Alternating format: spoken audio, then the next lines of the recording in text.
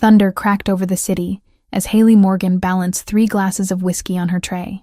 The club was packed tonight, bodies pressed against polished marble, expensive perfume mixing with cigar smoke. She moved through the crowd carefully, focusing on each step because her vision kept blurring at the edges. 3 days. That was how long it had been since she'd eaten a real meal. The paycheck she got on Friday disappeared into a pharmacy 2 blocks from her apartment, paying for medication she couldn't afford to skip. The pills kept her functional. The hunger made everything else harder. Table 7 needs refills, Marcus called from behind the bar. Haley nodded without looking at him. Table 7. The corner booth where dangerous men conducted business while pretending to enjoy the music. She knew who sat there tonight. Everyone who worked at the club knew Roberto Zanarello when he walked through the door. 33 years old, dark hair always perfectly styled, eyes the color of burnt caramel that missed nothing. He wore black tonight, suit jacket open over a white shirt, no tie. His posture radiated control. She approached the table slowly. 4 men sat with him, all wearing dark suits, all speaking in low tones that stopped the moment she got close. Roberto glanced up. His gaze moved over her face for half a second before returning to the man across from him. "Gentlemen," Haley said quietly, setting down the first glass. Her hand trembled slightly. She forced it steady. "Your drinks." No one acknowledged her. That was normal. In their world, bartenders were furniture. She placed the second glass, then the third. As she reached for the fourth, a wave of dizziness hit her so hard she had to grip the edge of the table. "You all right?" one of the men asked, not unkindly. "Fine," she lied. The word came out thin. She blinked hard, trying to clear her vision. Black spots danced across everything. The room tilted. She took a step back from the table, tray clutched against her chest like a shield. Roberto looked up again. This time his eyes stayed on her. Haley turned away quickly, heading back toward the bar. She made it 4 steps before her knees buckled. The tray clattered to the floor. Glass shattered. The sound cut through the music, sharp and final. She fell. Strong hands caught her before she hit the marble. Arms wrapped around her waist, pulling her up against a solid chest. She tried to speak, but nothing came out. Her body felt impossibly heavy, like all the strength had drained out through the soles of her shoes. "I've got you," a voice said near her ear. Deep, calm, authoritative. Roberto. He shifted his grip, one arm under her knees, the other supporting her back. He lifted her as if she weighed nothing. Through the fog in her head, Haley felt him tense. She was too light. She knew that. Everyone who picked her up lately noticed. "Clear the way," Roberto said, not loudly, but every person between him and the stairs moved immediately. Haley's head lolled against his shoulder. She forced her eyes open, catching fragments of the scene. People staring. Marcus behind the bar with his phone out, probably calling an ambulance. The security guard near the door looking uncertain. "No ambulance," Roberto said without looking at anyone. "I'm handling this." He carried her up the stairs to the 2nd floor where management offices lined a quiet hallway. The private spaces where deals happened away from cameras and crowds. His office was at the end, door solid and dark. He pushed it open with his shoulder, carrying her inside. The room was dimly lit. All leather furniture and dark wood. Floor-to-ceiling windows overlooked the city. Rain streaked down the glass in silver lines. Roberto moved to the long couch against the wall and laid her down carefully. He pulled off his suit jacket and draped it over her like a blanket. Haley blinked up at him, trying to focus. He crouched beside the couch, studying her face with an intensity that made her want to look away. "What's your name?" he asked. "Haley." Her voice cracked. "I'm sorry. I don't know what. When did you last eat?" She hesitated. "This morning." His jaw tightened. "Don't lie to me." Haley swallowed. Something about the way he said it made honesty feel safer than deception. "Friday. I had toast on Friday. Today is Monday." "I know." Roberto's eyes darkened. He reached out slowly, giving her time to pull away, and gently took her left wrist. Her sleeve had bunched up when he carried her. Now he pushed it higher, exposing her forearm. Haley's breath stopped. The bruises were visible now, purple-black fingerprints circling her wrist, yellow-green marks higher up where older injuries were fading, and the burns. 3 circular scars on her inner forearm, perfectly spaced, the size of cigarette tips. Roberto stared at her arm for a long moment. His thumb brushed over one of the burn scars, touch feather light. When he looked up at her again, his expression was completely unreadable. "Who did this to you?" It wasn't a question. It was a command. Haley tried to pull her arm back, but his grip tightened just enough to keep her still. Not painful, just firm. "It's nothing," she whispered. "It's fine." "This is not fine. You don't understand. Then explain it to me." She couldn't. How could she explain Derek to someone like Roberto Zanarello? How could she make him understand the slow way violence crept into a relationship, the way fear became normal, the way leaving felt more dangerous than staying? "I need to go back to work," she said instead, trying to sit up. Roberto placed one hand on her shoulder, gently pressing her back down. "You're not going anywhere until I get answers. You can't just—" "I can." His voice dropped lower. "And I am." Haley's throat tightened. She looked away from him, focusing on the windows. The city lights blurred through the rain. She'd lived in New York for 2 years and never felt more trapped than she did right now, lying on a Mafia Boss's couch with her secrets exposed. "I have a doctor coming," Roberto said, standing. He walked to his desk and picked up his phone, typing something quickly. "He'll check you over." "I don't need a doctor. You collapsed from malnutrition." He didn't look up from his phone. "You need a doctor. I can't afford— I'm paying." Haley pushed herself up on her elbows, despite the dizziness. "I don't want your money." That made him look at her. Really look at her. He set the phone down and crossed his arms, leaning back against the desk. "What do you want? To disappear? To rewind 8 months and never meet Derek? To stop being so tired all the time? To go home?" She said finally, "Where's home?" She didn't answer. Roberto studied her for another long moment, then walked back to the couch. This time he sat on the coffee table directly in front of her, close enough that their knees almost touched. He leaned forward, elbows on his thighs, hands clasped. "I'm going to ask you something," he said quietly, "and I need you to understand that I already know the answer. I just need to hear you say it." Haley's pulse quickened. "Are you safe where you're living?" The question hung in the air between them. Outside, thunder rolled across the sky. The rain intensified, drumming against the windows. "Yes," Haley whispered. Roberto's expression didn't change. "Try again." Her eyes burned. She looked down at her hands, at the bruises circling her wrists like ugly bracelets. "It's complicated." "It's not. You don't know anything about my life." "I know someone is hurting you," Roberto said, voice still quiet but edged with something sharp.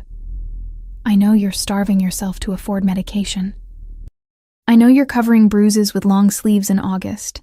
I know you flinched when I reached for you." Haley felt something crack inside her chest, not breaking, just fracturing enough to let the truth leak out. "His name is Derek," she heard herself say. "We've been together 8 months. Roberto waited.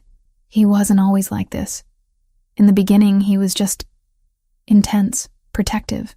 I thought it was romantic." She laughed, bitter and hollow. "Stupid, right?" "Not stupid," Roberto said. "Manipulated." The word settled over her like a weight. Manipulated. Not weak, not stupid. Manipulated. "When did it start?" Roberto asked. 3 months in. Small things first, checking my phone, wanting to know where I was. Then he started getting angry when I talked to other guys. Then he started getting angry about everything.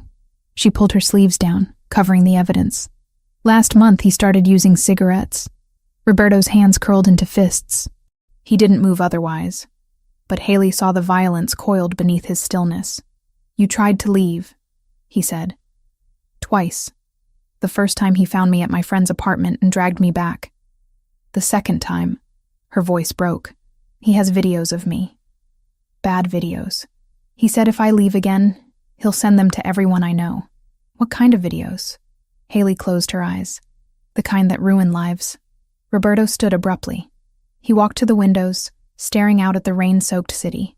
His shoulders were rigid, hands shoved deep in his pockets. When he spoke again, his voice was colder than she'd ever heard. "You're not going back there. I have to." "No." He turned around. "You don't. That part of your life is over as of right now. You can't just decide that. Watch me." Before Haley could respond, a knock sounded at the door. Roberto crossed the room and opened it. An older man with silver hair and a leather medical bag stepped inside. He took one look at Haley on the couch, and his expression tightened. "This is Dr. Morrison," Roberto said. "He's going to examine you." The doctor approached gently, setting his bag on the coffee table. "Hello, Haley. I'm just going to check a few things, all right?" She nodded mutely. Roberto stepped back, giving them space, but he didn't leave. He stood near the desk, arms crossed, watching. Haley could feel his gaze like a physical pressure. Dr. Morrison worked efficiently. Blood pressure, heart rate, temperature. He examined her arms carefully, professional and detached. When he pressed gently on her ribs, she gasped. "Tender?" he asked. "A little." He nodded and made a note. After 10 minutes, he packed his bag and stood, walking over to Roberto. They spoke in low voices near the door. Haley caught fragments. Severely malnourished, dehydration, old fractures that didn't heal properly. Needs immediate. Roberto's jaw worked. He said something too quiet for her to hear. "Doctor." Morrison nodded and left. Roberto returned to the couch. He didn't sit this time. He stood over her, dark and immovable. "You're coming with me," he said. "Where?" "Somewhere safe. I told you, I can't just—" "Haley." He crouched down again, eye level. "I'm not asking. I'm telling you what's going to happen. You're going to let me take you somewhere Derek can't find you. You're going to eat. You're going to sleep. And while you're doing that, I'm going to handle your problem." "What does that mean?" His eyes held hers. "It means you're never going to see him again." Haley tried to stand the moment Roberto's words sank in. Her legs wobbled, but she forced herself upright, using the arm of the couch for support. "I appreciate what you're trying to do, but I need to leave."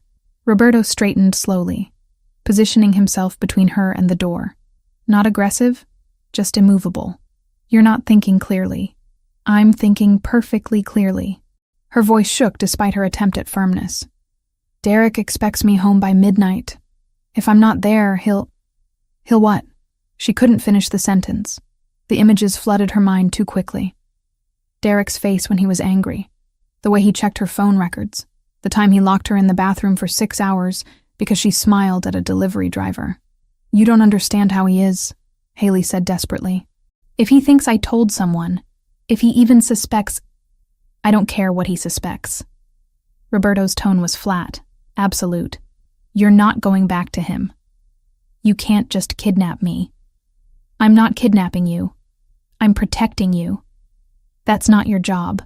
Something flickered across Roberto's face. "It is now." Haley moved toward the door anyway, testing him. She made it 2 steps before he shifted position, blocking her path without touching her. His presence alone was enough to stop her momentum. "Move," she said, hating how small her voice sounded. "No, I'll scream. Go ahead. This entire building belongs to me." Haley stared at him, frustration mixing with fear, mixing with something else she couldn't name. This man was a stranger. A dangerous stranger who ran an organization she didn't want to think too hard about. But he'd caught her when she fell. He'd called a doctor. He'd looked at her bruises with an expression that suggested he wanted to burn the world down. "Why do you care?" The question came out raw. Roberto's jaw tightened. "Because I've seen what happens when no one does." Before she could respond, he walked back to his desk and picked up his phone. He made a call, speaking in rapid Italian. Haley caught maybe 1 word in 10. When he hung up, he turned back to her. "My doctor will be back in 20 minutes. While we wait, you're going to sit down before you fall down again." "I'm fine standing." "You're swaying." She hated that he was right. Her knees felt like water. She lowered herself back onto the couch, pulling his jacket tighter around her shoulders. It smelled like expensive cologne, and something warmer, more subtle. Cedar, maybe. Roberto walked to a small bar cart in the corner and poured water into a glass. He brought it to her without comment. Haley took it, suddenly aware of how dry her throat was. She drank half of it before forcing herself to slow down.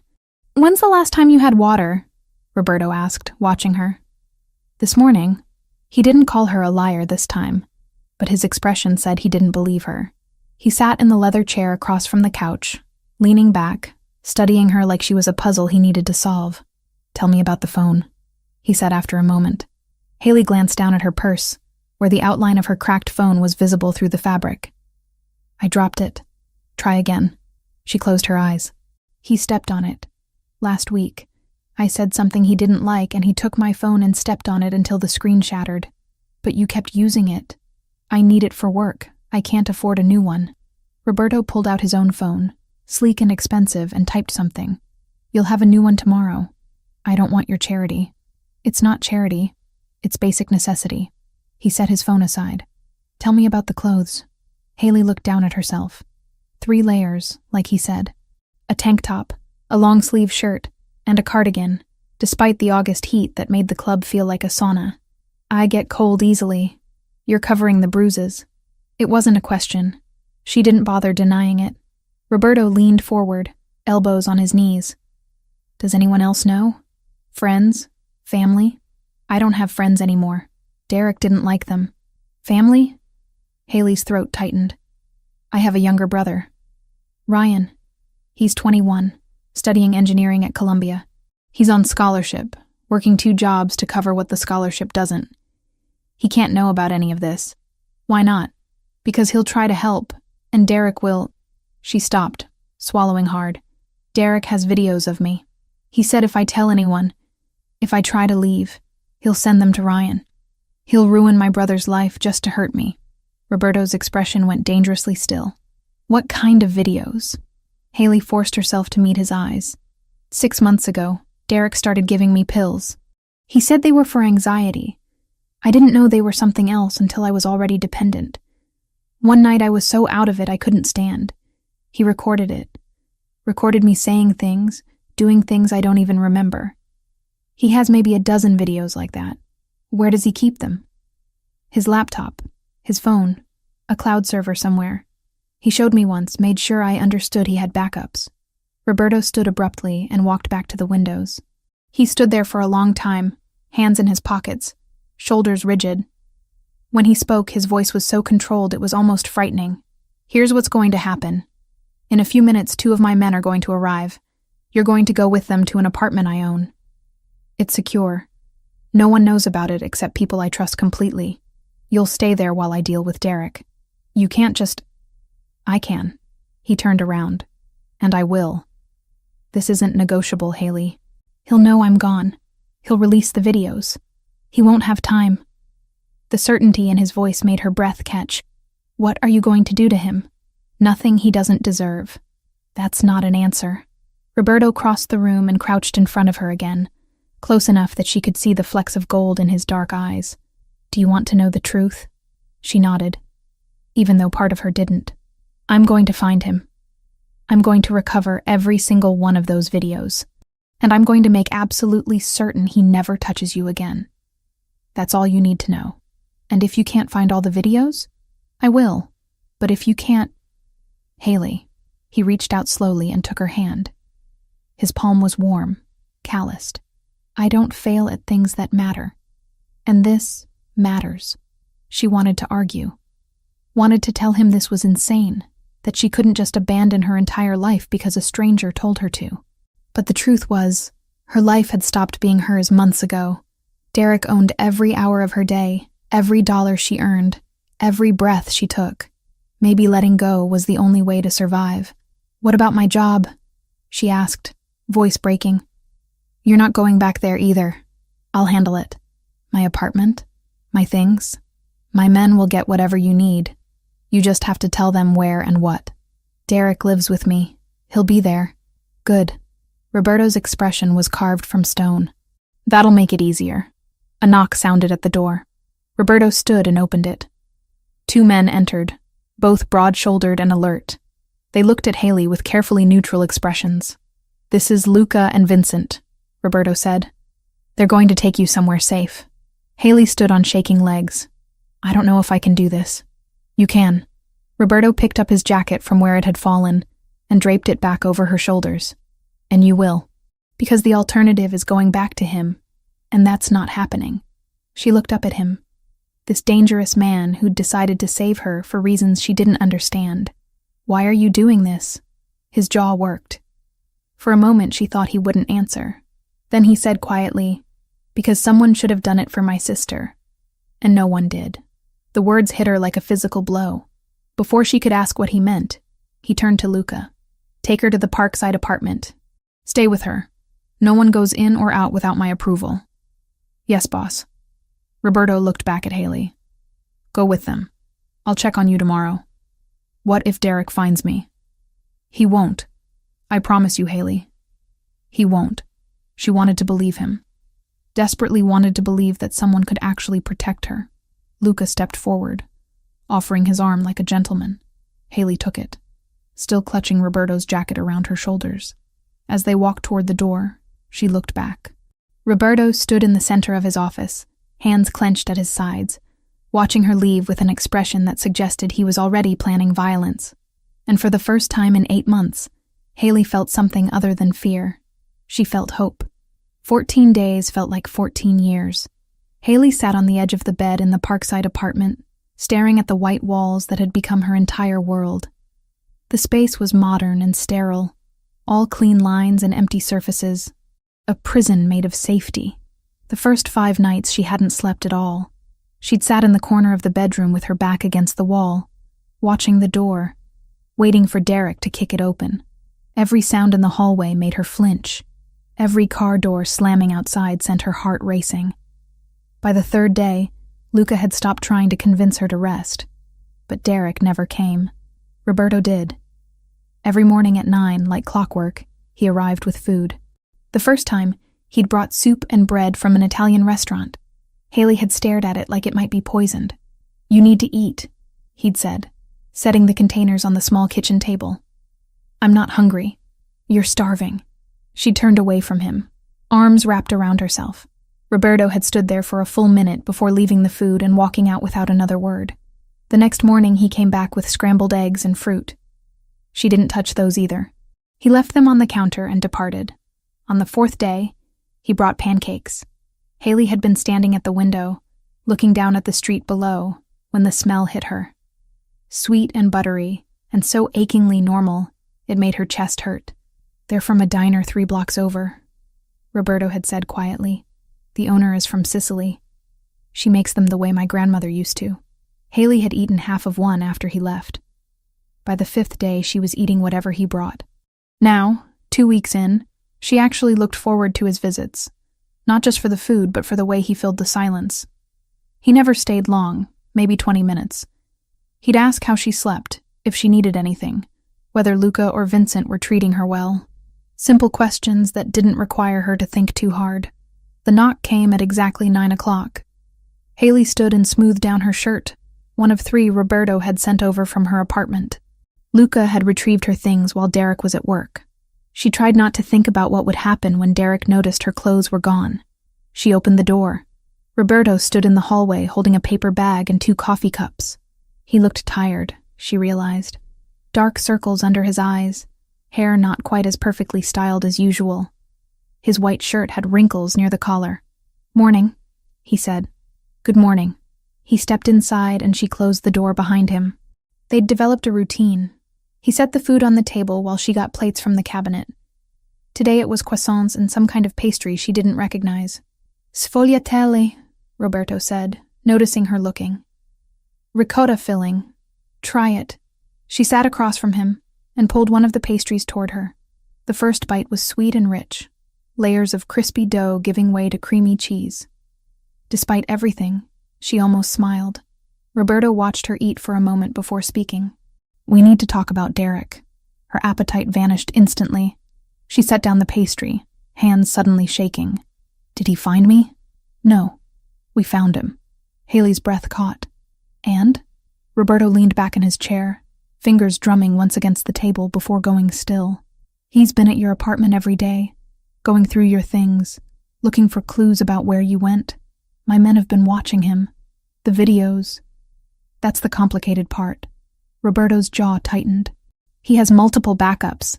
His laptop, his phone, and at least 3 different cloud servers. We've identified 2 of them. The third is proving difficult to track. Panic clawed up Haley's throat. So he could still release them. He could still send them to Ryan. He could, but he won't. How do you know? Because he thinks you left the state. Haley stared at him. What? Roberto pulled out his phone and showed her a screenshot. A bus ticket purchased in her name. Destination Miami. Departing the night she disappeared. My men planted evidence. Bought the ticket with cash at the terminal. Made sure the security footage would show someone matching your description buying it. Created email trails suggesting you were planning to run. Derek's been calling Miami shelters looking for you. He fell for that? Men like Derek aren't as smart as they think they are. He's arrogant. He believes you're too scared to do anything except run as far as possible. Haley pressed her palms flat against the table, trying to keep them from trembling. How long until you find the 3rd server? My tech people are working on it. Could be days. Could be weeks. These things take time if we want to do them without alerting him. Weeks? Her voice cracked. I can't stay here for weeks. I'll lose my mind. You're safe here. I'm trapped here. She stood abruptly, chair scraping against the floor. I can't work. Can't see my brother. Can't do anything except sit in this apartment and wait for you to solve my problems. Roberto remained seated, watching her with that unreadable expression. Would you rather be back with Derek? Of course not. Then this is what safety looks like. It's not exciting. It's not comfortable. But it's necessary. Haley turned away from him, walking to the window. The street below was busy with morning traffic, people heading to jobs and lives that didn't involve hiding from violent men. She pressed her forehead against the cool glass. I don't understand why you're doing this, she said quietly. Behind her, Roberto was silent for a long moment. Then his chair scraped. Footsteps approached. He stopped a few feet away, close but not crowding. I told you. I've seen what happens when no one helps. That's not a real answer. It's the only one I have. She turned to face him. You said something about your sister. The night you brought me here. You said someone should have helped her. Roberto's expression shuddered immediately. That's not relevant. It is to me. Haley, please. She met his eyes. I need to understand. You're turning my entire life upside down, risking whatever you're risking to help me. I need to know why. He stared at her for a long time. She watched the internal battle play out across his features, the way his jaw worked, the way his hands curled into fists before deliberately relaxing. Finally, he walked back to the table and sat down heavily. Her name was Sophia. Haley returned to her chair, sitting across from him. She was my baby sister, 17 years old when it happened. 5 years ago this past June. Roberto's voice was carefully controlled, each word measured. She called me on a Tuesday afternoon. I was in Rome handling a business situation. She said her boyfriend had hit her. Said she was scared. Haley's heart clenched. I'd met the boyfriend once. College kid. Seemed harmless. I figured it was teenage drama. Kids fighting about stupid things.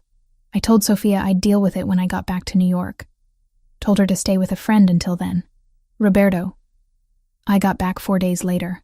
His eyes were distant now, seeing something she couldn't. My mother called while I was still at the airport. Sophia was dead. Her boyfriend had shown up at the friend's house, convinced Sophia to talk to him outside, beat her to death in the parking lot. The words hung in the air like broken glass. I'm so sorry, Haley whispered. Roberto's hands were flat on the table now, knuckles white. I should have come home immediately. Should have believed her. Should have put her on a plane to Rome if I couldn't come back right away. But I didn't. I thought I had time. It wasn't your fault, wasn't it? His eyes snapped to hers. She called for help and I dismissed her. I let her die because I thought I knew better. Haley reached across the table slowly and placed her hand over his. He went very still, staring at the contact like he'd forgotten what comfort looked like. You didn't kill her, Haley said firmly. He did. The man who hurt her. That's who's responsible. I could have prevented it. Maybe. Or maybe he would have found another way. Men like that always do. She squeezed his hand gently. You can't save her now, but you're trying to save me. That has to count for something. Roberto turned his hand over, palm up, and threaded his fingers through hers. The gesture was tentative, almost fragile, coming from a man who radiated power. After Sophia died, I started funding a shelter, he said quietly, for women trying to leave violent situations. I made sure every woman in my organization knew they could come to me if someone was hurting them. I promised myself I'd never ignore another call for help. That's why you caught me when I fell. That's why I'm not letting you go back to him. Ever. They sat like that for several minutes, hands linked across the table, the morning light streaming through the windows. Haley felt something shift between them. Not attraction, not yet. Something deeper. Recognition. He saw her pain because he carried his own. She understood his guilt because she knew what it felt like to blame yourself for someone else's violence. I miss my brother, Haley said eventually. Ryan doesn't know where I am. He's probably worried sick. You can't contact him. Not until we resolve this. I know. But it hurts. Roberto nodded slowly. When this is over, when Derek is handled and the videos are destroyed, I'll make sure your brother knows you're safe. I promise you that. You keep making promises. I keep them too. She believed him. That was the terrifying part. This man, this dangerous stranger who operated outside every law she'd ever known, felt more trustworthy than anyone she'd met in years. What happens now? Haley asked. Now you wait. I know that's not what you want to hear, but it's the truth. My people are working around the clock to find that third server. Once we have it, we move on Derek. And then you're free. The word sounded impossible. Freedom. She'd forgotten what that felt like. Roberto stood, releasing her hand with what seemed like reluctance. I should go. I have meetings this afternoon. Will you come back tomorrow? Do you want me to? Yes. Something in his expression softened. Then I will. He walked to the door, then paused with his hand on the knob. Haley, the nightmares you've been having. Luca mentioned you wake up screaming sometimes. Heat flooded her cheeks. She hadn't realized anyone could hear. I'm sorry. I don't mean to. Don't apologize. I just want you to know that what you're feeling is normal. What he did to you, it doesn't just disappear because you're somewhere safe now. It takes time to heal. How much time? Roberto's smile was sad. I'll let you know when I figure it out. After he left, Haley sat at the table for a long time, staring at the half-eaten pastries. For the first time since this started, she felt like maybe she wasn't alone. Maybe there was someone who understood what it meant to carry the weight of violence you didn't commit but couldn't escape. She picked up her coffee and walked back to the window, watching the city move below her. Somewhere out there, Derek was searching in the wrong direction. Somewhere, Roberto's people were working to free her from digital chains. And somewhere deep inside herself, Haley felt the first tiny spark of belief that this might actually end without her being destroyed. 6 weeks after the night she collapsed, Haley stood in Roberto's office again. But this time she wasn't broken and starving. This time she was standing on her own 2 feet, watching him type commands into a laptop she didn't understand. Are you ready? Roberto asked without looking up from the screen. Haley's hands twisted together. What happens if something goes wrong? Nothing will go wrong. My people are the best. You keep saying that. Because it's true. He finally looked at her, dark eyes steady. We found the third server yesterday. It took longer than I wanted, but we found it. 1 month. That's how long it had taken his team of hackers to track down every digital copy of the videos Derek had used to control her. Roberto had explained the technical details once. Something about encrypted cloud storage and tracing digital footprints through offshore servers. Haley had stopped listening after the first 5 minutes. All that mattered was the result. Roberto turned the laptop toward her. The screen showed a file directory with dozens of video files, each one marked with a date. Haley's stomach turned, seeing them listed like inventory items. These are from his laptop, Roberto said. We accessed it remotely 3 days ago while he was at work. Watch. He clicked a command. One by one, the files began disappearing. Not moved to a trash folder. Completely erased. The data overwritten with random code that made recovery impossible. His phone, Roberto said, pulling up another window. The same process. Files vanishing like they'd never existed. First cloud server. Another window.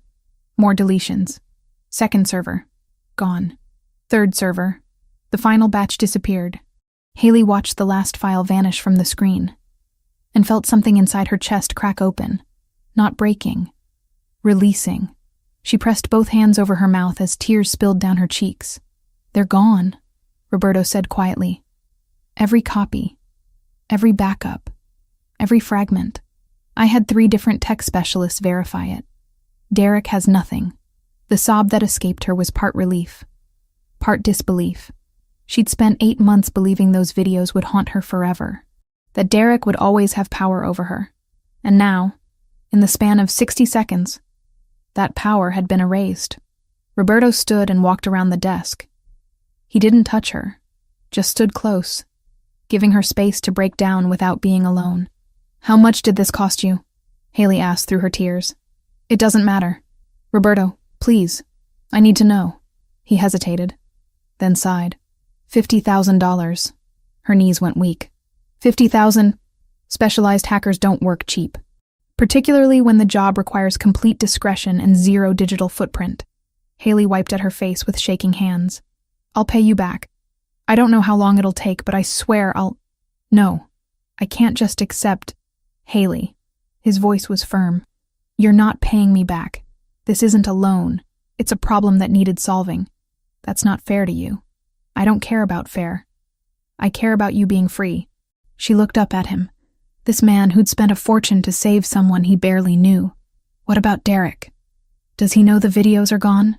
Not yet. But he will. Roberto walked back to his desk and picked up a folder, handing it to her. This is what happens to Derek. Haley opened it. Inside were police documents, arrest records, and what looked like a court docket. She scanned the pages, trying to make sense of the legal language. He was arrested 4 days ago, Roberto explained. Possession of controlled substances with intent to distribute. 3 illegal firearms found in his apartment. And it turns out Derek violated parole from a previous conviction I discovered during our research. You planted the drugs, Haley said. It wasn't a question. Roberto's expression didn't change. I didn't say that. You didn't deny it either. Do you want me to deny it? Haley stared at the arrest record. Derek's mugshot showed him looking furious and bewildered. How long will he be in prison?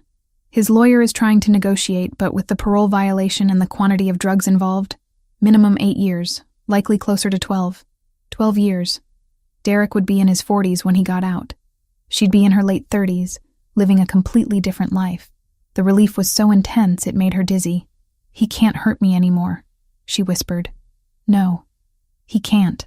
Haley closed the folder and set it on the desk, hands still trembling. I don't know how to thank you. You don't need to thank me. You need to figure out what comes next. What do you mean? Roberto leaned against the desk, arms crossed. You can't go back to the club. Too many people there know your connection to Derek. And you need real work, something that pays better than making drinks for entitled businessmen. I don't have any other skills. That's not true. You managed that apartment I put you in, kept it organized, tracked what supplies you needed, made lists. Luca said you were meticulous about everything. That's just basic. It's more than basic. Roberto pulled out his phone and scrolled through something. I own a restaurant. Italian place in Midtown, legitimate business, no connection to anything else I do.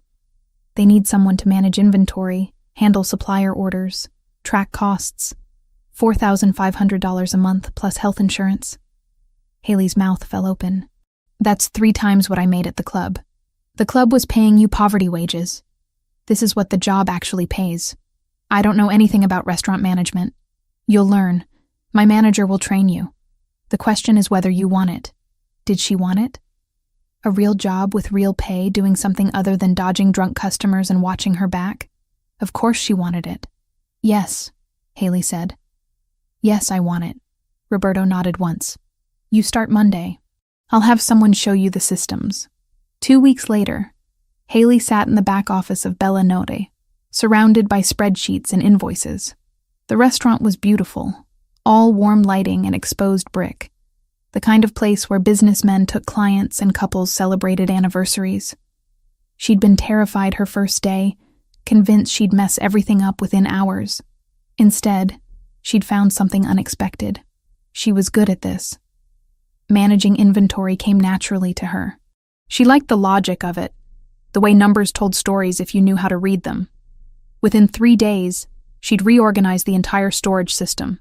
Within a week, she'd caught 2 errors in supplier invoices that would have cost the restaurant money. Now, staring at the delivery records from the past 18 months, she'd found something much bigger. "Marco," she called to the restaurant manager, a cheerful man in his 50s who'd been patient with all her questions. "Can you look at something?" Marco came over, wiping flour from his hands. "What is it?" Haley pointed to her screen. "Our supplier for olive oil and balsamic vinegar. Look at what we're being charged versus what we're actually receiving." Marco leaned closer, squinting at the numbers. "I don't see the problem. The invoices say we're getting premium imported oil, $18 per liter. But when I checked the bottles in storage yesterday, they're domestic blend, worth maybe $6 per liter. Someone's been substituting cheap product and pocketing the difference." Marco's eyes widened. "For how long?" 18 months. I calculated the total. We've overpaid by nearly $40,000. Madonna. Marco pulled out his phone. "I need to call Roberto." 20 minutes later, Roberto walked through the restaurant's front door. Haley met him in the office, where she'd laid out all her evidence. Spreadsheets, photos of the actual products, invoices highlighted in 3 different colors. Roberto studied everything in silence for several minutes. When he finally looked up, there was something like pride in his expression. "You found this in 2 weeks? I noticed the discrepancy last week, but I wanted to be sure before I said anything. I checked every delivery for the past 1.5 years. The pattern is consistent." "Who's the supplier?" "Vincent Brothers Distribution. They handle our olive oil, vinegars, and some specialty items." Roberto pulled out his phone and made a call, speaking in rapid Italian. Haley caught enough words to understand he was very angry. When he hung up, he turned back to her. "I'll handle this personally. What are you going to do?" "Renegotiate our contract." His tone suggested the negotiation would not be pleasant. "You did excellent work, Haley. This is exactly the kind of attention to detail I need. I just did my job. Most people wouldn't have noticed. They'd have assumed the invoices were correct and never verified the actual product. My brother taught me to always check the math. He said numbers don't lie, people do." Something flickered across Roberto's face at the mention of her brother. "How is Ryan?" "I don't know." The admission hurt. "I still can't contact him. I don't want to risk Derek having any way to track me back to the people I care about. Derek is in prison, but his friends aren't. He knows people who could hurt Ryan if they wanted to send me a message." Roberto was quiet for a moment, then nodded. "You're right to be careful. Give it another month. Once the trial is over and Derek is officially sentenced, we'll make sure Ryan knows you're safe." "Another month," Haley repeated. She'd already been cut off from her brother for 6 weeks. Another month felt impossible. "I know it's hard," Roberto said, "but it's necessary." He left shortly after, taking all her documentation about the supplier fraud with him. Marco returned to the kitchen, shaking his head in amazement. Haley sat at the desk, staring at the now empty spreadsheet. She'd found $40,000 in fraud in 2 weeks. What else could she find if she kept looking? The thought excited her in a way she hadn't expected. For the first time in years, she felt useful, competent, like her brain was good for something other than surviving. 3 days later, Marco pulled her aside during the lunch rush. Roberto dealt with Vincent Brothers. "And? They're no longer our supplier, and they refunded every cent they overcharged us, all $40,000. Haley blinked. "How did he manage that?" Marco gave her a knowing look. "Roberto has persuasive methods." She decided not to ask for details. Some things were better left unknown. That evening, as she was closing up the office, her phone rang. Roberto's name appeared on the screen. She'd gotten used to his calls over the past month. Quick check-ins to make sure she was adjusting to the job. "Hello? How do you feel about being permanently assigned to fraud detection?" Roberto asked without preamble. Haley laughed. Is that a real position? It is now. You have a talent for finding problems. I want to use it. In the restaurant? In all my legitimate businesses. Restaurants, real estate holdings, import companies. You'd review their books, look for discrepancies, make sure no one's stealing from me. You're offering me a promotion after 2 weeks? I'm offering you a job that matches your skills. Different pay scale, too. $6,000 a month. Haley sat down hard in the office chair. $6,000. She'd never made that much money in her life. Why are you doing this? She asked. Because you're good at it. Because I need someone I can trust. And because you deserve a chance to build something better than what you had. She thought about Derek, locked in a cell somewhere. She thought about the videos, erased from existence. She thought about Sophia, the girl who never got a second chance. Okay, Haley said. I'll do it. Good. We'll start next week. After he hung up, Haley sat in the quiet office, surrounded by the smell of garlic and tomato sauce drifting from the kitchen. Her life had been destroyed 6 weeks ago, but somehow, in the wreckage, she was building something new. 10 weeks had passed since the night Roberto caught her falling. Haley sat at her new desk in a small office adjacent to Bella Nore, reviewing financial statements for one of Roberto's import companies. The numbers blurred together as exhaustion pulled at her concentration. She'd slept maybe 3 hours last night. The nightmare had been worse than usual, vivid and suffocating. Derek's hands around her throat, the smell of cigarette smoke, her own voice begging him to stop. A sharp sound from the kitchen, metal clattering against tile, made her entire body lock up. Her heart hammered against her ribs.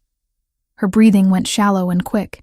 She knew logically it was just Marco dropping a pan, but her nervous system didn't care about logic. It took 2 full minutes for her pulse to return to normal. This kept happening. Sudden noises, men standing too close, the smell of a specific brand of aftershave that Derek used to wear. Each trigger sent her spiraling back to that apartment, to those 8 months of carefully managed terror. Roberto had noticed. Of course he had. The man noticed everything. He'd started showing up more frequently over the past few weeks, always with some excuse. Checking on the new fraud detection protocols, reviewing quarterly reports, making sure she had everything she needed. But Haley saw through it. He was checking on her, not the work. She appreciated it more than she could say. That night, Haley returned to her apartment, the real one Roberto had helped her find after she left the Parkside safe house. 1 bedroom, 5th floor, doorman building with actual security. She could afford it now with her new salary. The space was hers in a way nothing had been hers in a long time. She made dinner, ate half of it, and tried to watch television. But her mind kept drifting. By 11, she was in bed. Door open, hallway light on. The darkness felt too heavy otherwise, too much like being trapped. Sleep came slowly, reluctantly, and with it, the dreams. Derek's face looming over hers, his fist connecting with her ribs. The sound of her own crying, the taste of blood, the weight of his body pinning her down while she struggled and failed and broke apart. Haley woke up screaming. She sat bolt upright in bed, chest heaving, tears streaming down her face. The bedroom was empty. She was alone. Derek was in prison. She knew these things. But her body vibrated with terror anyway, convinced the threat was real and immediate. Her phone sat on the nightstand. She grabbed it with shaking hands and pulled up Roberto's contact information. Her thumb hovered over the call button. It was 3 a.m. He'd told her to call if she needed anything, but this felt different. This felt like admitting weakness, like proving she was still broken. Another sob tore through her chest. She pressed call before she could change her mind. Roberto answered on the second ring, voice alert despite the hour. Haley? What's wrong? I'm sorry, she managed through tears. I'm sorry, I shouldn't have called, Where are you? Home. My apartment. I'm fine. I just had a nightmare and I can't. Lock your door. I'm on my way. Roberto, you don't have to. Lock your door, he repeated, and hung up. Haley dragged herself out of bed and went to the front door, checking the deadbolt twice. Then she sat on the couch, wrapped in a blanket, trying to stop shaking. 15 minutes later, a knock sounded. She checked the peephole and saw Roberto standing in the hallway. He wore jeans and a plain black t-shirt, hair slightly messy like he'd just rolled out of bed. She'd never seen him look so casual. She opened the door. Roberto stepped inside, taking in her tear-stained face, the blanket clutched around her shoulders, the way she was still trembling. He closed the door quietly behind him. "Tell me what you need," he said. "I don't know." Her voice broke. "I just didn't want to be alone." He guided her back to the couch, sitting beside her but leaving space between them. "Do you want to talk about it?" She shook her head. "Talking about the nightmare would just make it more real." "Okay, then we won't talk." They sat in silence for several minutes. Gradually, Haley's breathing evened out. The panic receded, leaving exhaustion in its wake. She pulled the blanket tighter, suddenly aware of how ridiculous this was. A grown woman calling a mafia boss in the middle of the night because she'd had a bad dream. "I'm sorry," she said again. "You have important things to do. You don't need to babysit me. There's nothing more important than this." The certainty in his voice made her throat tight. She looked at him, really looked at him. Dark circles shadowed his eyes. His jaw carried the stubble of someone who hadn't bothered shaving. He looked as tired as she felt. "When do you sleep?" she asked. "Not often." "Nightmares?" "Memories." He leaned back against the couch, stretching his legs out. "They're different, but they do the same thing." Haley shifted slightly closer. "Will you stay? Just until I fall asleep? I'll stay as long as you need." She lay down on the couch, head on a pillow, blanket pulled up to her chin. Roberto remained sitting, one arm resting along the back of the couch, watching over her like a guard on duty. "Thank you," Haley whispered. "Sleep, Haley." She closed her eyes. And somehow, with him there, sleep came easier. When she woke in the morning, sunlight streaming through the windows, Roberto was still there. He'd moved to the armchair across from the couch, phone in hand, reading something. He looked up when she stirred. "Morning," he said quietly. "You stayed all night." "I said I would." Haley sat up, pushing hair out of her face. "You must be exhausted." "I'm fine." He stood, pocketing his phone. "I should go. I have a meeting at 9. "Roberto, wait." She stood too, blanket falling away. "Why do you keep doing this, taking care of me?" "I told you why. Because of your sister." "I know, but it feels like more than that." He was quiet for a long moment, studying her face. Then he walked to the window, looking out at the city waking up below them. "Can I show you something?" he asked. "Of course." He pulled out his phone and scrolled through photos before handing it to her. The screen showed a teenage girl with long dark hair and a bright smile, wearing a yellow sundress, laughing at whoever was taking the picture. "That's Sophia," Roberto said. 3 weeks before she died. Haley stared at the photo. The girl looked so alive, so full of light. It was impossible to reconcile that image with what she knew had happened. "She looks happy," Haley said softly. She was, before him. Roberto took the phone back, looking at the photo like it physically hurt. "I keep her room exactly as she left it. Her books on the shelves, her clothes in the closet. My mother thinks it's unhealthy. Maybe it is. But I can't bring myself to change anything." "Where is it?" "The room? My penthouse. Top floor of a building downtown. I bought the entire floor after she died. Needed space that didn't have her ghost in every corner." Haley moved closer to him, standing beside him at the window. "Do you visit her grave?" "First Sunday of every month. I bring her favorite flowers, sunflowers. She said they looked like happiness." His jaw worked. "I also fund a shelter for women trying to leave violent relationships. It's called Sophia's House. We've helped 237 women in 5 years." The number hit Haley hard. 237 women who got the help Sophia never did. "That's incredible," she said. "It's not enough. It'll never be enough. But it's something." He turned to face her. "You're part of that something now. Every time I help someone escape what you escaped, I feel like maybe Sophia's death wasn't completely meaningless. Is that what I am to you? A way to make peace with losing her?" Roberto's expression shifted, becoming more vulnerable than she'd ever seen. "At first, maybe. When I caught you falling and saw those bruises, all I could think about was how I failed Sophia. How I couldn't fail again." He paused. "But it's different now." "How?" "Because you're not just someone who needed saving. You're Haley. You're smart and stubborn, and you make me laugh when I forget how. You found $40,000 in fraud in 2 weeks. You call me at 3 a.m. when you're scared and trust me enough to fall asleep with me in the room. That's not about Sophia anymore. That's about you." Haley's heart was beating too fast. "Roberto, I'm not saying this to make you uncomfortable. I just need you to know that helping you, it's not obligation. It's not guilt. It's because you matter to me." She didn't know what to say, didn't know how to process the weight of his words or the way they made her feel. So instead she asked, "Will you tell me more about her? About Sophia?"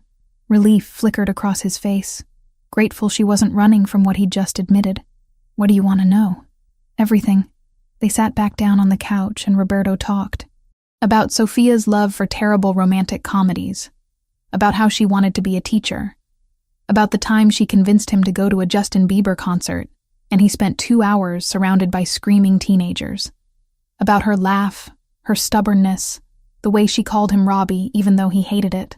Haley listened, watching the way his face transformed when he spoke about his sister. The grief was still there, sharp and permanent. But so was love. So much love it filled the room. "She would have liked you," Roberto said eventually. "She always said I needed someone who wouldn't put up with my control issues." Haley smiled. "I don't put up with them? You told me to stop being so bossy within the first week." "You were being bossy." "I know. That's why she would have liked you." They fell into comfortable silence. The morning stretched on. Roberto's phone buzzed several times, but he ignored it. "You're going to be late for your meeting," Haley said. "They'll wait." "That's very boss of you." He almost smiled. "I should go anyway." "But Haley?" "Yeah? Next time you have a nightmare, call me. Don't hesitate. Don't apologize, just call." "Okay." After he left, Haley stood in her apartment, processing everything. The way he'd come without question. The way he'd stayed all night. The way he'd opened up about Sophia like sharing her memory with Haley was natural. And she realized, with terrifying clarity, that her feelings had changed. Somewhere between him catching her when she fell and him sitting guard while she slept, gratitude had transformed into something deeper. Something dangerous. She was falling for Roberto Zanarello. She didn't know if it was healthy. Didn't know if she could trust her own emotions after everything Derek had done to twist her sense of self. But she knew that when Roberto looked at her, she felt seen. When he spoke, she felt heard. When he promised to protect her, she believed him. Maybe that was transference. Maybe it was just her broken heart latching onto the first person who showed her kindness. Or maybe it was real. Haley walked to her bedroom and looked at the unmade bed where she'd woken up screaming hours ago. The nightmares would keep coming. The triggers would keep hitting. Healing wasn't linear, wasn't quick, wasn't easy. But for the first time since Derek, she felt like maybe she wasn't healing alone. 4 months had passed since Roberto caught Haley falling in the club. She stood in front of her bathroom mirror, adjusting the deep burgundy dress she'd bought for tonight. It was the first time she'd worn anything this nice since before Derek. The fabric hugged her body in ways that made her both nervous and proud. Roberto was taking her to dinner. Not to discuss work or check on her recovery. An actual dinner at one of the upscale restaurants his associates frequented. He'd been careful when he asked, making it clear she could say no without consequences. She'd said yes immediately. The past month had shifted things between them. After the night he stayed through her nightmare, he'd started coming by her apartment more frequently. Sometimes with food, sometimes just to sit and talk. They'd fallen into an easy rhythm that felt natural, comfortable. She'd catch herself watching him when he wasn't looking, noticing the way his eyes crinkled when he actually laughed, the way his shoulders relaxed around her in ways they never did anywhere else. A knock at her door made her jump slightly. She grabbed her purse and opened it to find Roberto standing in the hallway, wearing a charcoal suit that probably cost more than her monthly rent. His dark eyes swept over her, lingering on the dress before meeting her gaze. "You look beautiful," he said simply. Heat crept up her neck. "Thank you. You clean up well yourself." The corner of his mouth lifted. "I try." The restaurant was called Palazzo, all marble columns and crystal chandeliers. A hostess led them to a private table near the back where they could see the entire room but maintain some privacy. Roberto held out her chair before sitting across from her. Haley picked up the menu, and her eyes widened at the prices. Appetizers started at $45. "Order whatever you want," Roberto said, not looking at his own menu. "I already know what I'm getting." "The veal?" "How did you know?" "You always order veal when we eat Italian." He looked surprised. "You pay attention. You notice everything about me," seemed fair to return the favor. Something warm flickered in his expression. Before he could respond, a server appeared to take their drink orders. Roberto chose wine she'd never heard of. She asked for the same. As they waited for their food, Haley watched the restaurant fill with well-dressed couples and business groups. Several people glanced their way, recognition dawning when they spotted Roberto. A few nodded respectfully. Most quickly looked away. "Do they know who you are?" Haley asked quietly. "Some do. Others just know I'm someone they shouldn't bother. Must be lonely." Roberto considered that. It can be. But tonight it's not. Their food arrived, and they fell into easy conversation. Haley told him about a discrepancy she'd found in one of his real estate holdings. Someone padding construction invoices. Roberto asked questions that showed he actually cared about her analysis, not just the bottom line. Halfway through dinner, a man approached their table. Tall, late 40s, expensive suit, artificial warmth radiating from his practiced smile. Haley felt Roberto tense immediately. "Roberto," the man said, voice too friendly. "I didn't know you'd be here tonight." "Paolo." Roberto's tone was perfectly neutral. "Enjoying your meal?" "Very much." "And who is this lovely companion?" Paolo's eyes slid to Haley with calculated interest.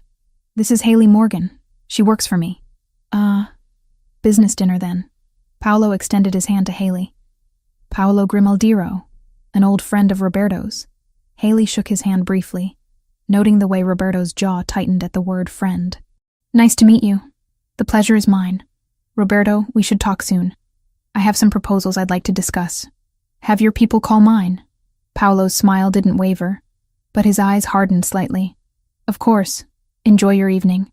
After he walked away, Haley leaned forward. "Who was that, really?" Roberto took a sip of wine before answering.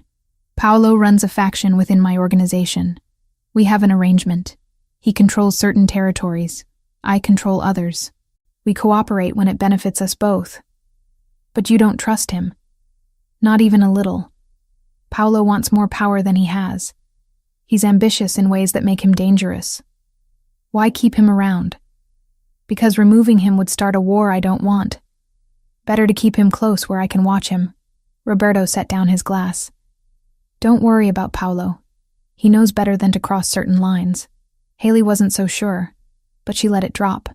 They finished dinner, Roberto insisting on dessert even though she was already full. By the time they left, it was after 10, and the city streets buzzed with nightlife.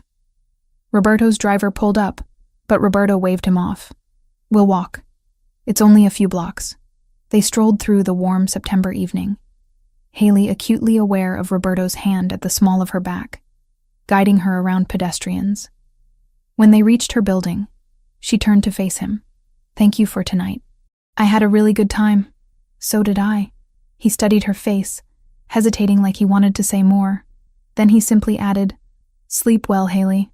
She watched him walk back to where his car waited, something warm and uncertain settling in her chest. 2 nights later, Haley was closing Bella Notte alone. Marco had left early for a family emergency, and the evening staff had already gone. She was in the back office, finishing inventory counts, when she heard the rear delivery door open. Her first thought was that Marco had forgotten something. She stood, walking toward the kitchen. "Marco, did you—" 3 men stood just inside the door. Not employees, not customers. They wore dark clothes, faces hard, posture radiating threat. Haley's blood went cold. Her hand moved instinctively toward her phone in her pocket. "Don't," one of them said, stepping forward. He was broad-shouldered, late 30s, with a scar running through his left eyebrow. "We just want to talk." "The restaurant is closed." Her voice came out steadier than she felt. "You need to leave. We're not here for food." Another man moved to block her exit. "We have questions about your boss, Roberto." They wanted information about Roberto. "I just manage inventory," Haley said carefully. "I don't know anything about Mr. Zanarello's business." The scarred man smiled, but it didn't reach his eyes. "That's not what we heard. We heard you're special to him. That means you see things, hear things. I stock pasta and count wine bottles. That's it. Come on, sweetheart. We know you're smart. You found that supplier fraud. You review financial records. You must see where the money goes." Haley's mind raced. These men knew too much about her work. Someone had been feeding them information. Who sent you? Someone who wants to know about Zanarello's offshore accounts, his federal contacts, the judges he's paying. Little details like that. "I don't know anything about that." The scarred man's expression hardened. He moved closer, crowding her space. "I think you do." Haley stepped back, bumping into a steel prep table. "I'm telling you the truth. I don't have access to that information." "Then maybe we need to persuade you to ask for it." His hand shot out, gripping her upper arm hard enough to hurt. The world tilted. Suddenly, Haley wasn't in the restaurant kitchen. She was back in her old apartment. Derek's fingers digging into her arm, bruising, controlling. His voice in her ear telling her she was worthless. The smell of his cologne, the sound of her own begging. She couldn't breathe, couldn't move. Every muscle locked up as panic flooded her system. "Hey." The scarred man shook her slightly. "You listening?" She wasn't. She was drowning in memory, trapped in a body that wouldn't obey her commands to run or fight or scream. Then the front door of the restaurant burst open. Roberto's voice cut through the kitchen like a blade. "Let her go." And the three men turned. Roberto stood in the doorway with 4 of his own men behind him, all of them radiating lethal intent. His eyes found Haley, took in the hand gripping her arm, the terror on her face. His expression went absolutely murderous. "This is a misunderstanding," the scarred man said, releasing Haley and stepping back with hands raised. "We were just asking questions. In my restaurant. After hours. With your hands on her." Roberto's voice was deadly quiet. "That's not a misunderstanding. That's a declaration." One of the other men shifted nervously. "Paolo just wanted—" "I don't care what Paolo wanted." Roberto moved into the kitchen, his men spreading out behind him. The space suddenly felt too small, too charged. "You tell Paolo that if he ever sends anyone near her again, there won't be negotiation. There won't be discussion. There will be war." The scarred man's jaw tightened. "You'd risk everything over a woman? Try me and find out." The tension stretched like a wire about to snap. Haley could barely process what was happening, still locked in her freeze response, trembling against the prep table. Finally, the scarred man nodded once. "We're leaving." "No trouble. You're leaving and you're delivering my message. Word for word. Am I clear?" "Crystal." Roberto's men stepped aside, letting the 3 intruders walk out through the back door. The moment they were gone, Roberto crossed to Haley in 3 long strides. "Are you hurt?" His hands hovered near her shoulders, not touching, giving her space. "Did they hurt you?" Haley shook her head, but she couldn't speak. Her throat had closed up. The panic attack was building, pressure in her chest, vision narrowing. "Haley, look at me." Roberto's voice gentled. "You're safe. I'm right here." She tried to focus on his face, but everything was spinning. Her knees buckled. Roberto caught her, pulling her against his chest, one arm around her waist, the other cradling her head. "Get the car!" He snapped at one of his men. Then, softer, directly into her hair. "I've got you. You're okay. Just breathe." But she couldn't breathe. Her lungs wouldn't expand properly. She was hyperventilating, gasping, making horrible choking sounds against his shirt. Roberto lifted her into his arms and carried her through the restaurant to where his SUV was already pulling up outside. He climbed into the back seat with her, never letting go, positioning her across his lap. "Drive," he told Luca. The car pulled away from the curb. Haley buried her face in Roberto's neck, whole body shaking violently. She felt his hand stroking her back in slow, steady circles. "You're safe," he repeated like a mantra. "He can't touch you. Those men can't touch you. I won't let anyone hurt you ever again." Gradually, painfully slowly, her breathing evened out. The panic receded enough for rational thought to return. She became aware that she was clinging to Roberto like a lifeline, that his shirt was probably soaked with her tears, that she'd completely fallen apart in front of his men. "I'm sorry," she whispered. "Don't." His arms tightened around her. "Don't apologize for what they did to you. I froze. I should have run or screamed or something, but I just froze. That's what trauma does, Haley.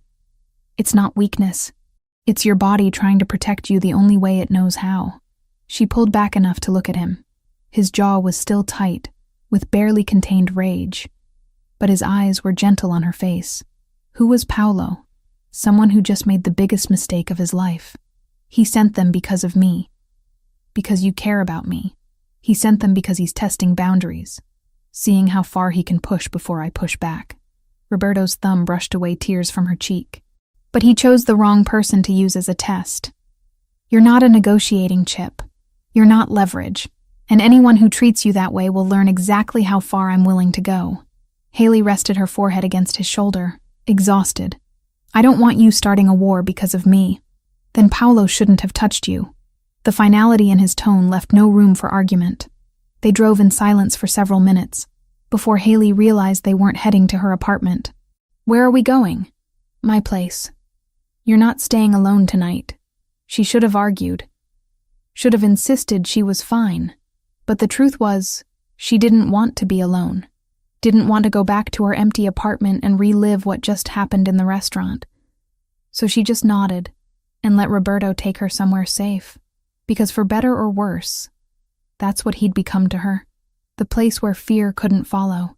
Roberto's penthouse occupied the entire top floor of the building. Haley's new apartment was 3 floors below. Smaller but still more luxurious than anywhere she'd ever lived. Floor-to-ceiling windows overlooked the city, marble countertops in the kitchen, a bedroom larger than her entire previous apartment. "This is too much," she'd said when Roberto first showed her the space. "This is necessary," he'd replied. 24-hour security in the building, cameras on every floor, guards who know your face. Paolo won't try anything here. That had been 3 days ago. Now Haley stood in her new kitchen, unpacking the last box of belongings, when a knock sounded at her door. She checked the peephole and saw Roberto holding 2 grocery bags. She opened the door. "What's all this?" "Dinner. I'm teaching you to make proper Italian food." "I know how to cook. You know how to follow recipes?"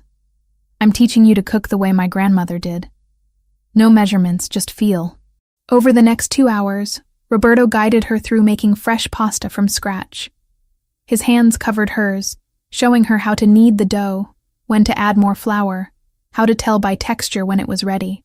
He told stories about his grandmother, a tiny woman from Naples who ruled her kitchen like a general and made the best carbonara in New York. They ate at her small dining table, the pasta better than anything Haley had made before. Roberto opened wine and they talked until midnight, conversation flowing easily about everything and nothing. His associates who took themselves too seriously. Her brother's terrible taste in girlfriends based on old stories. The way the city looked different from this high up. "I like this," Haley said, gesturing between them. "Us. Like this." "Like what?" "Normal. No danger, no drama. Just 2 people eating pasta and talking." Roberto's expression grew serious. "It won't always be this calm. My world doesn't allow for much normal. I know, but maybe we can steal moments like this when it is." He reached across the table and took her hand. "I'd like that." The pattern continued over the following week. Roberto would appear at her door after his meetings, sometimes with ingredients, sometimes just wanting company. They cooked together, watched movies, fell asleep on her couch mid-conversation. The proximity of living in the same building made everything easier, more natural. One evening, they made osso buco, the apartment filling with the rich smell of braised veal and wine. They worked side by side, Roberto chopping vegetables while Haley stirred the pot, their movements synchronized like they'd been doing this for years. After dinner, they sat on her couch with the city glittering through the windows. Roberto had shed his suit jacket, sleeves rolled up, looking more relaxed than she'd ever seen him. "Thank you," Haley said quietly, "for everything. The apartment, the safety, the cooking lessons, all of it." Roberto turned to face her, his expression unreadable. "Haley, I need to tell you something." Her heart kicked. "Okay. These past few weeks being here with you, it's the most at peace I've felt in 5 years, maybe longer." He paused, choosing words carefully. "When I'm with you, I'm not the boss or Sophia's brother or the man everyone's afraid of. I'm just Roberto. I like just Roberto. I like who I am when I'm with you." He reached up, tucking a strand of hair behind her ear. "But I need to know this is real. That you're not here because you feel obligated or because I helped you. You think I'm confusing gratitude with something else. Are you?" Haley took a breath. "Maybe at first I didn't know what I was feeling. Everything was tangled up with fear and relief and survival. But Roberto, I stopped confusing those things weeks ago. What are you feeling now?" She met his eyes directly. "Like I want you to kiss me and stop asking questions." Something in his expression cracked open. He leaned in slowly, giving her every chance to pull away. When his lips met hers, it was gentle at first, almost tentative. Then her hand came up to his jaw, and the kiss deepened, months of tension finally releasing. He pulled her closer, one hand sliding into her hair, the other at her waist. Years of loneliness seemed to pour out of both of them, desperate and hungry, and achingly real. When they finally broke apart, both breathing hard, Roberto rested his forehead against hers. "Are you sure about this?" he asked. "I've never been more sure of anything." He kissed her again, slower this time, and stood, pulling her up with him. They moved to her bedroom, every touch deliberate and careful.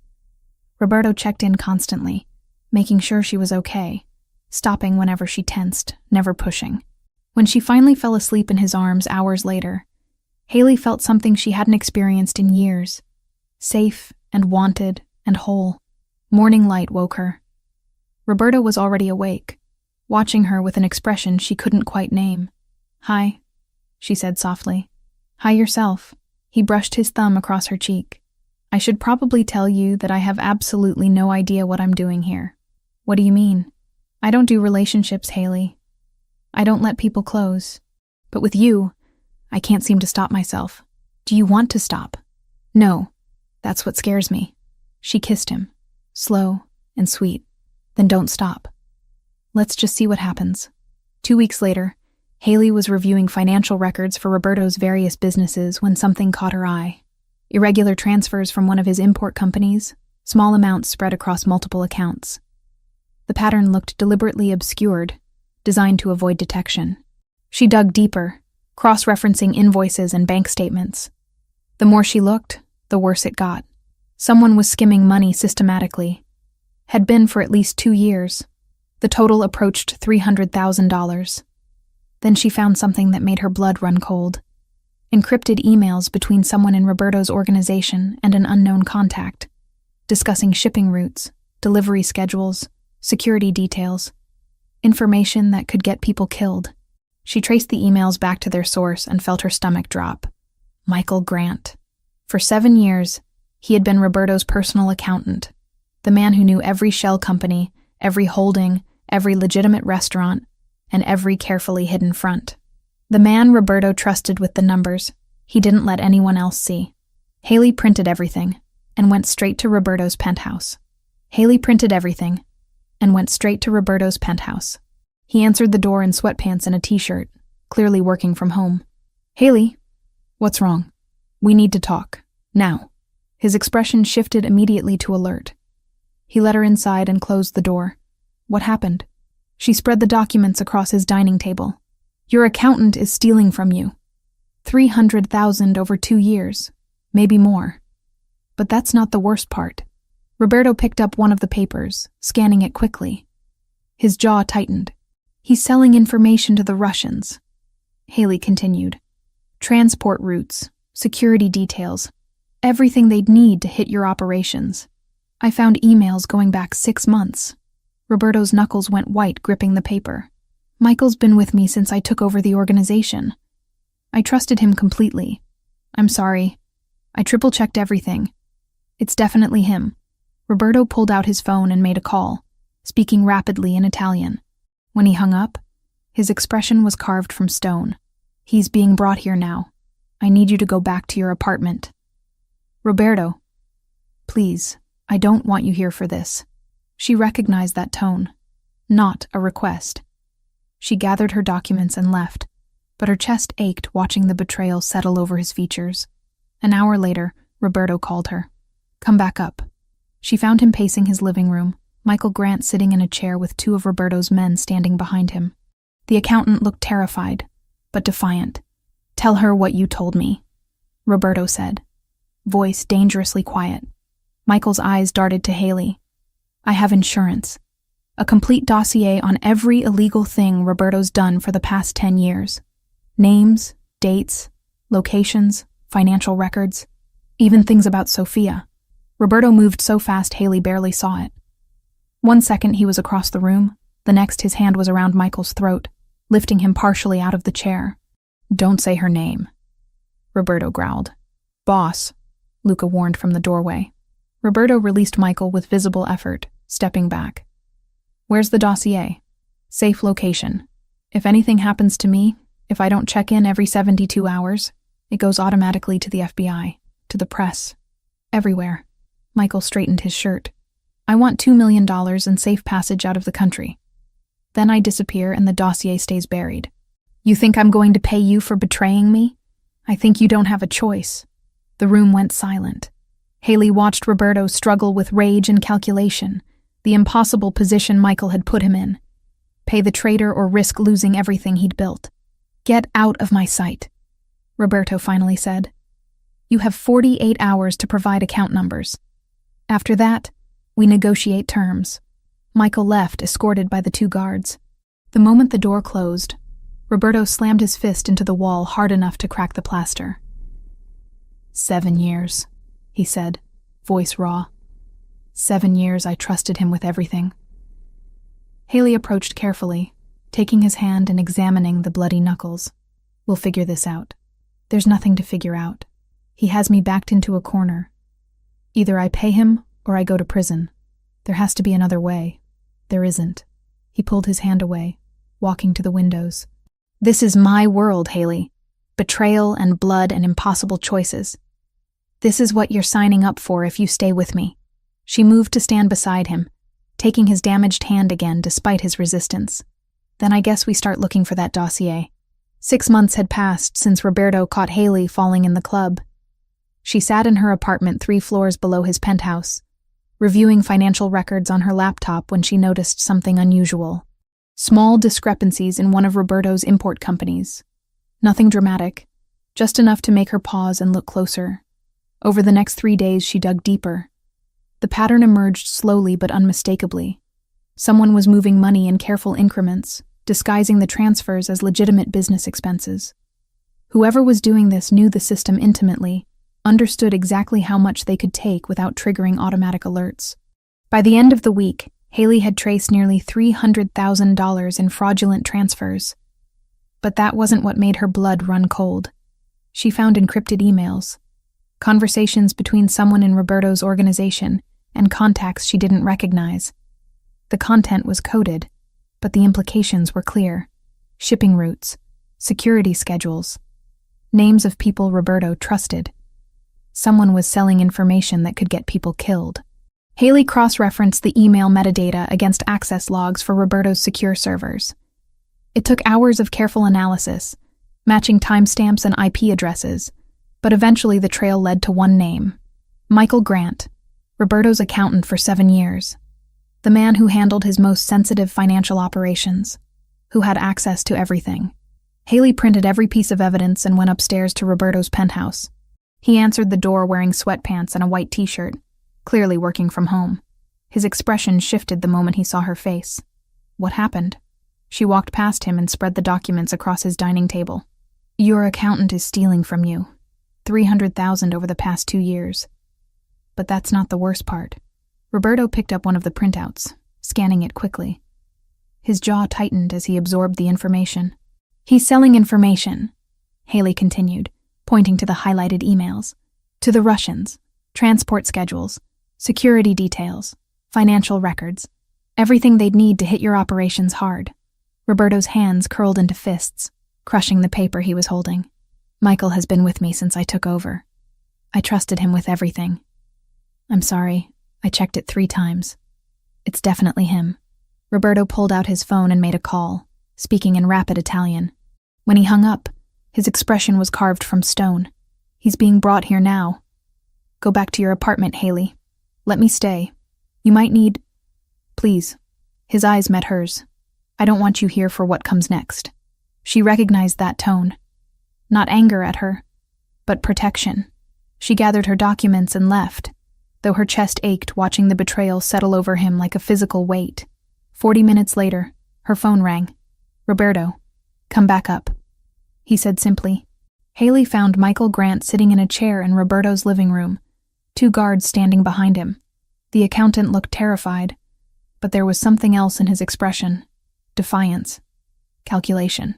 Tell her, Roberto said, voice dangerously quiet. Michael's eyes darted to Haley, then back to Roberto. I have insurance. A complete dossier documenting every illegal operation you've run for the past 10 years. Names, dates, financial records, witness statements. Everything. He swallowed. Including information about Sophia. Roberto moved so fast Haley barely tracked it.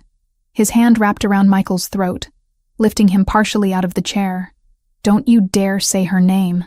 Boss, Luca warned from the doorway. Roberto released Michael with visible effort, stepping back. His chest heaved with barely controlled rage.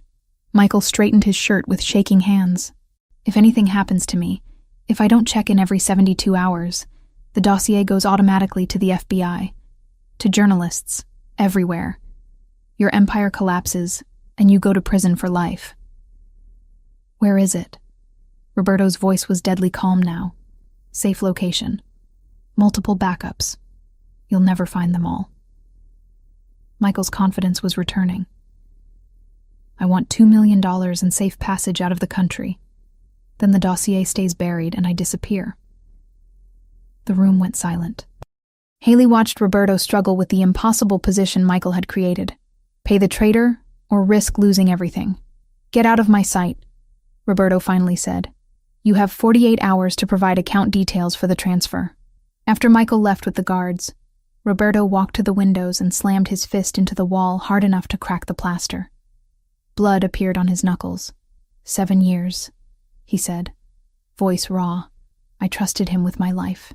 Haley approached carefully, taking his damaged hand and examining it. We'll figure this out. There's nothing to figure out. He has me trapped. Either I pay him, or everything I've built gets destroyed. There has to be another way. There isn't. He pulled away from her, pacing. This is my world, Haley. Betrayal and impossible choices. This is what staying with me means. She let him pace for a moment, thinking. Then she said quietly, what if we could find the dossier? He said there are multiple backups. We'd never get them all. Maybe. But I might be able to find where he's storing them. She pulled out her phone, opening the files she'd been studying.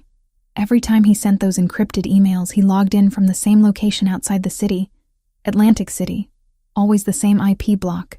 Roberto stopped pacing. You think that's where he keeps the files? I think he's using someone there. Someone who doesn't know what they're really storing for him. Look at his spending. She pulled up bank records. Regular wire transfers to a woman named Laura Wells, casino dealer. No criminal record.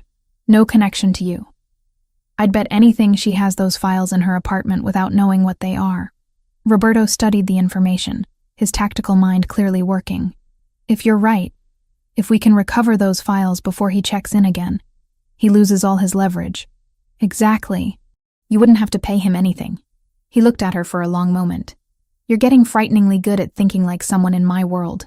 I'm getting good at understanding how to protect what matters to me. That night, Roberto assembled a small team.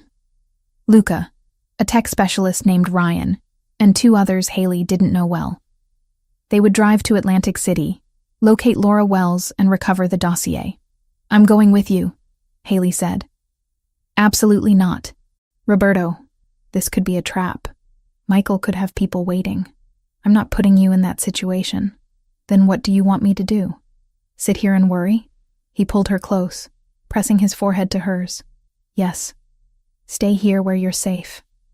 Monitor the situation remotely with the tech team. If something goes wrong, you'll know immediately." She hated it, but she understood. Be careful. Always am. 3 hours later, Haley sat in Roberto's office with 2 of his tech people, watching multiple screens showing GPS tracking, audio feeds, and network access. Roberto's team had reached Atlantic City and located Laura Wells's apartment building. "Audio check." Luca's voice came through the speakers. "Clear," one of the tech guys responded. "We're monitoring everything." Haley listened as Roberto knocked on Laura's door. A woman's voice answered, cautious. Roberto spoke smoothly, introducing himself as someone who needed to discuss Michael Grant. After some convincing, Laura let them inside. "I'm accessing her network now." Ryan's voice came through. "Found her laptop." "Haley, you should be seeing it on screen 3. Haley moved to the indicated monitor. A device labeled Laura Laptop appeared. She took control remotely, navigating through the file system. Most of it was normal. Photos, work documents, streaming services. Then she found it.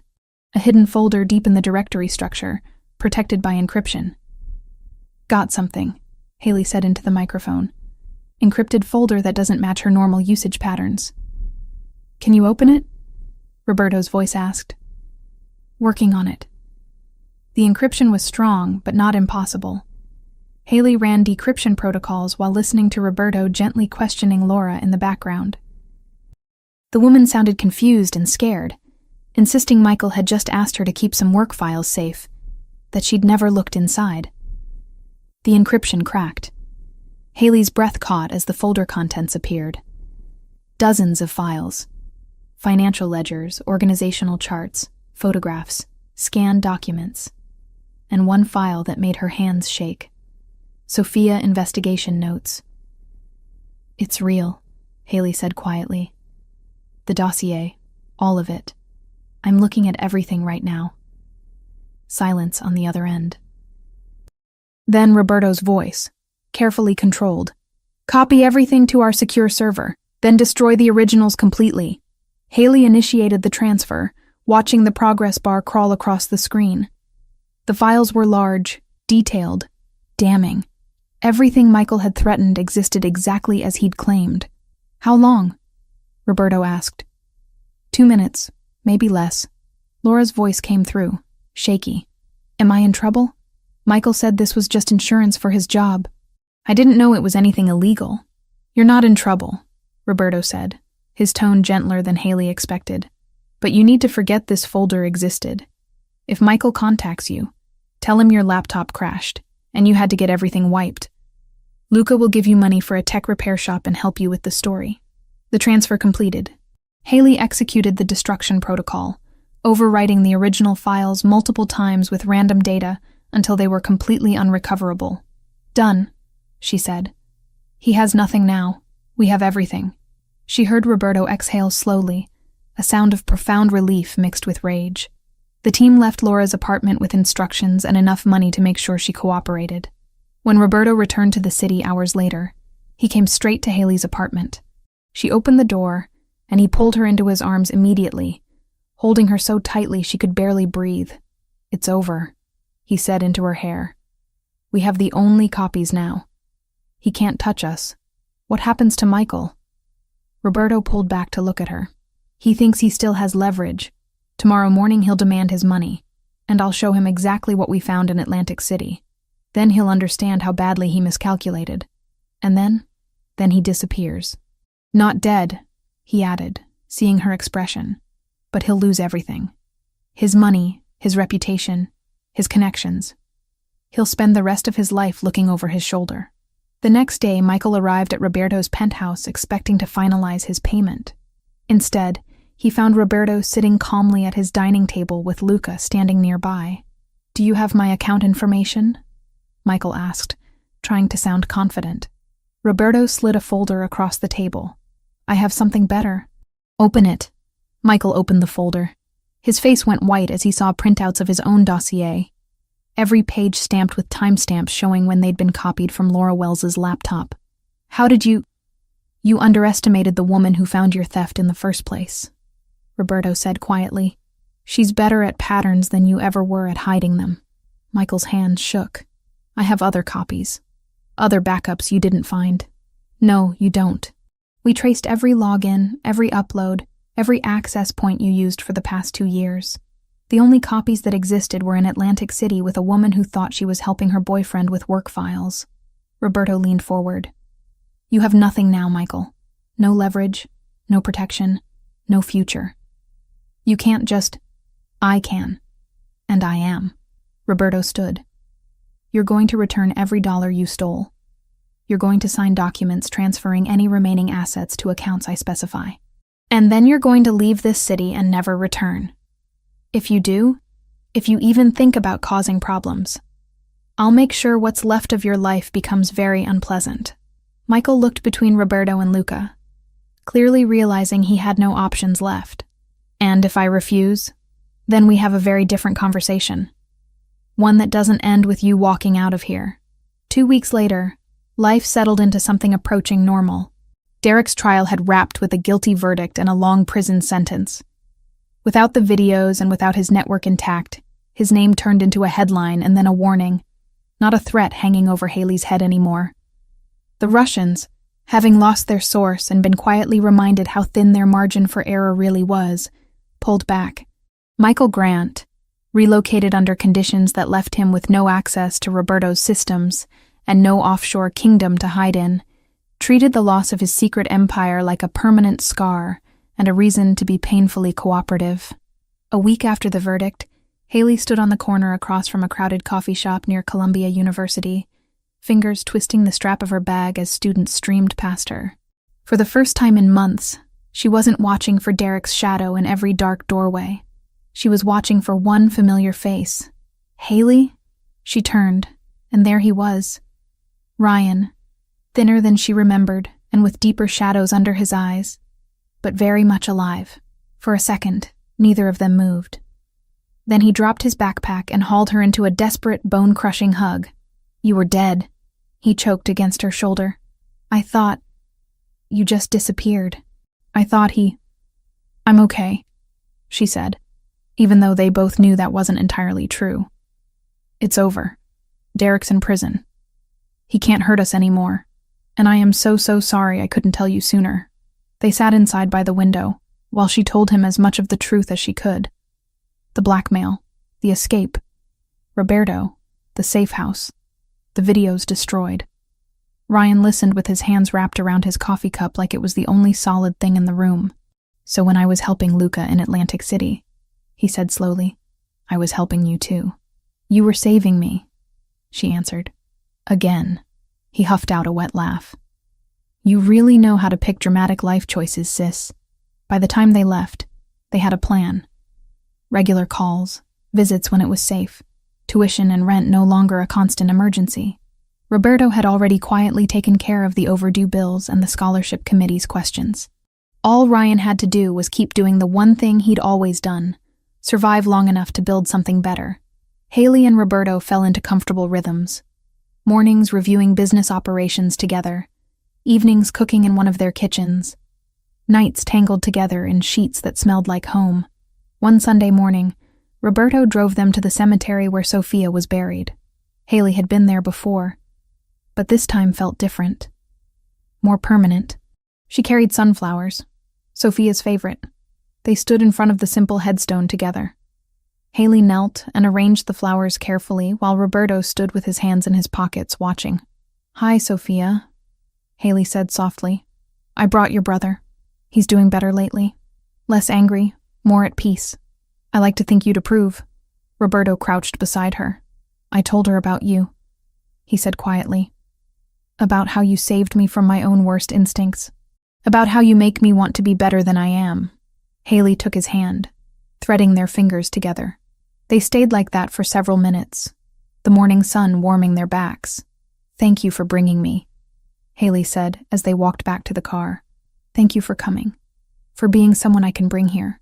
That evening, back at Roberto's penthouse, he called Haley into his office.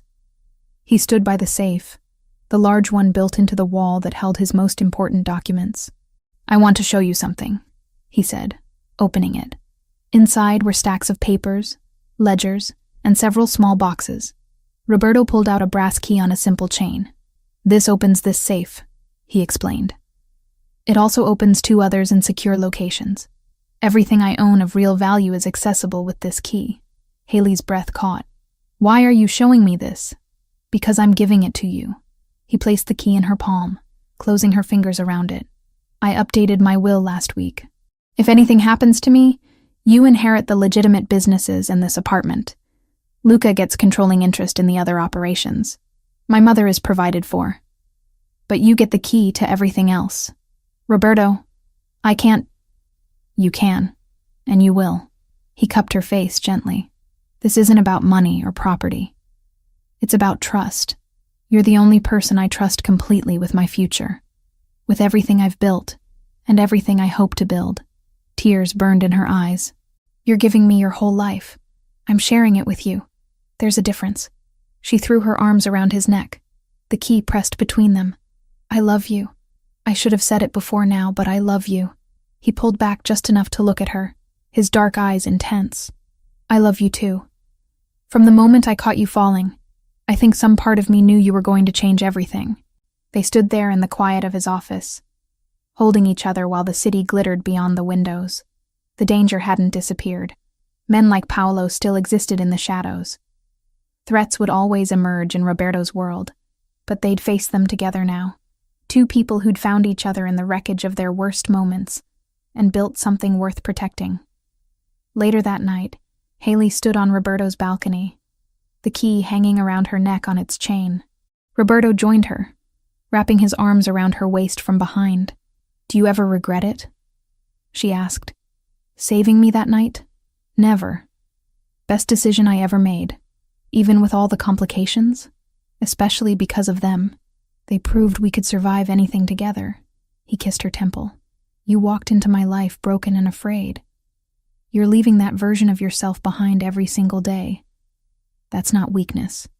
That's the strongest thing I've ever witnessed." Haley turned in his arms, looking up at him. The man who'd caught her when she fell, who'd destroyed her demons, who'd given her not just safety, but a future worth living. "Then let's keep walking," she said. "Together. Wherever it leads." He kissed her, deep and certain, a promise sealed in the space between heartbeats. And in the city below, life moved forward, chaotic and dangerous, and beautiful. But up here, 6 months after a maid fainted in front of a mafia boss, 2 people stood together and chose each other over and over again.